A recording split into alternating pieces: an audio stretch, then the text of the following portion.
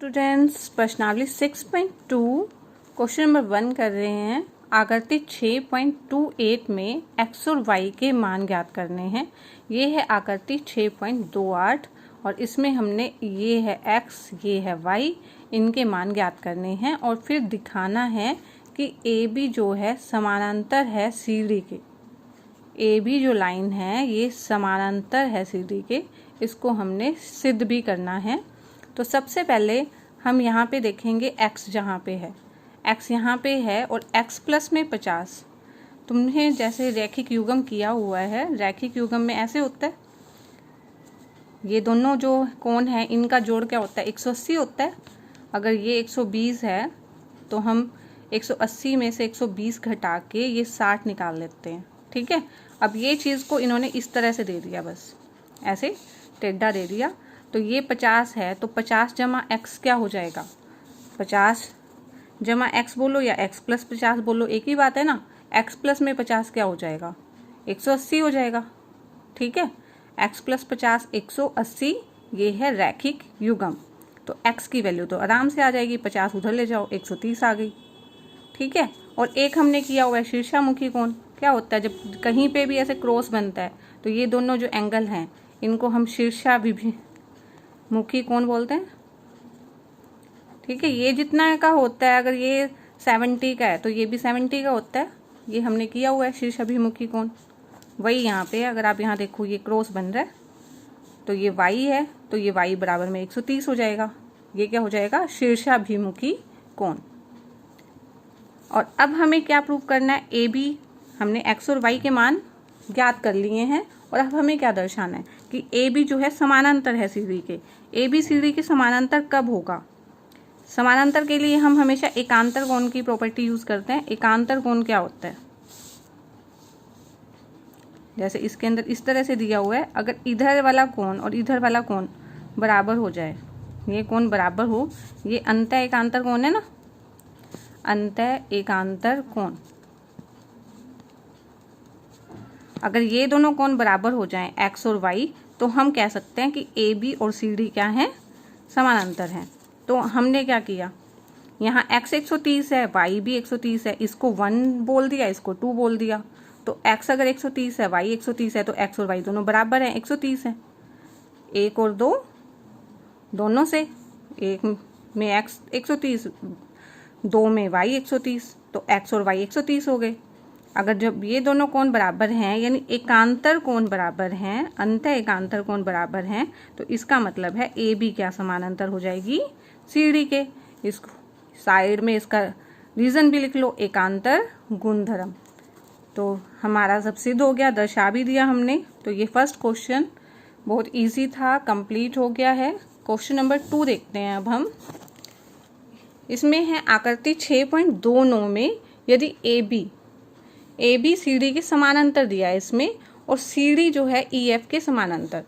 AB समानांतर है CD के, ये दोनों समानांतर रेखाएं हैं, और CD समानांतर है EF के, CD समानांतर है EF के। और हमें क्या दिया हुआ है यहाँ पे, एक x एक y z। y और z के बीच में क्या है, y और z का जो रेशो है, अनुपात है, वो 3:7 दिया गया है और हमें x का मान ज्ञात करना है। ये है x का मान हमें ज्ञात करना है। तो सबसे पहले हमें जो दिया हुआ है AB समानांतर CD और CD समानांतर EF। देखो अगर एक लाइन दूसरी लाइन के समानांतर है, ये दोनों लाइन समानांतर है, ये लाइन इसके समानांतर है, तो ऑटोमेटिकली AB जो है EF के समानांतर होगी कि नहीं, होगी ना। तो इसलिए हम लिख देंगे कि AB CD के समानांतर है, CD ये तो हमें दिया है, तो AB भी समानांतर होगी EF के। तो सबसे पहले हमने ये लिख लिया कि AB जो समानांतर है EF के। ये हमने किया क्यों, क्योंकि अगर समानांतर होगी जैसे हमने यहाँ किया था, अगर इसकी प्रॉपर्टी यही अंतः एकांतर कोण की हम यूज़ करेंगे। अगर दो रेखाएं समानांतर होती हैं तो ये जो कोण 1 है और ये कोण 2 है, ये कोण 1 है और ये कोण 2 है, तो कोण 1 और कोण 2 बराबर होते हैं, इसको बोलते हैं अंतः एकांतर कोण। ठीक है, दोनों उल्टे तरह से भी यूज़ कर सकते हैं। अगर ये कोण बराबर दिए जाएं, अगर 1 और 2 बराबर दिए जाएं, तब हम ये जो लाइन को L, इस लाइन को अगर m बोलें तब LM समानांतर होते हैं। ठीक है, तो यहाँ पे हमें AB समानांतर क्या हो गया, EF। अगर AB समानांतर है EF के तो क्या हो जाएगा, x कोण जो है z के बराबर हो जाएगा। कोण x जो है z के बराबर हो जाएगा। ये है एकांतर कोण। अब क्या है, क्योंकि हमें y और z का रिलेशन दिया था इसलिए हमने ऐसे किया, x और z को इक्वल कर लिया सबसे पहले। फिर हमें क्योंकि y अनुपात z क्या दिया हुआ है, 3:7 दिया हुआ है, तो y इक्वल टू हम 3 के लेंगे। इसमें हम x नहीं ले सकते क्योंकि x तो हमारे क्वेश्चन में ऑलरेडी है ना, तो इसलिए हम इसको k m n जो मर्जी ले सकते हैं, लेकिन x नहीं ले सकते, x y z में से नहीं ले सकते। तो y आ जाएगा 3 के और z क्या हो जाएगा 7 के, अनुपात में होते हैं तो हम इस तरह से लिख लेते हैं। अब क्या है कि x प्लस वाई एक ही तरफ के एकांतर कोण है और इन दोनों का जोड़ क्या होता है 180। ये जैसे आप कोई भी दो समानांतर रेखाएं लें तो इधर और इधर इन दोनों कोणों को का जोड़ है 180 होगा। अगर ये कोण 1 है, ये कोण 2 है, तो 1 जमा में कोण 2 180 होगा। इसके बारे में आप रीज़न हमेशा यही लिखेंगे, अंतः एकांतर कोणों का योग 180 होता है। आप कोई भी समानांतर रेखा लेके इस तरह से एक तिर्यक रेखा लेके दोनों कोण माप के भी देख सकते हैं, तो ये हमेशा 180 होता है। तो इसीलिए हमने यहाँ पे क्या कर दिया कि x प्लस में y बराबर में 180, x प्लस में y बराबर में 180।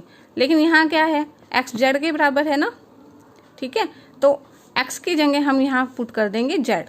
साइड में इसका रीज़न भी लिख देंगे कि x क्योंकि z के बराबर है, तो ये बन जाएगा z प्लस वाई बराबर में 180। z की वैल्यू रख देंगे 7 के, y की वैल्यू रख देंगे 3 के, बराबर में 180। ठीक है, 7 के और 3 के मिलके क्या हो गया 10 के, 10 के 180, तो k आ जाएगा 180 बटे में 10, 0 से 0 कैंसिल और k की वैल्यू आ गई 18। अब हमें क्वेश्चन में देखना कि हमें उस पर तो ध्यान रखना ही है कि हमें सिर्फ x का मान ज्ञात करना था। और x क्या है, x क्या है, x z के बराबर है और z है 7 के। x z के बराबर है और z क्या है 7 के, तो हम लिख लेंगे x जो है z के बराबर है और z है 7k के बराबर। तो k की वैल्यू यहाँ पे पुट करेंगे 7 गुना में 18, तो ये कितना आ जाएगा 7 गुना में 18 126। ये है इसका आंसर। अगर वीडियो समझ में आ रही है तो वीडियो को लाइक कीजिए, फ्रेंड्स के साथ शेयर करके चैनल को सब्सक्राइब कर दीजिए।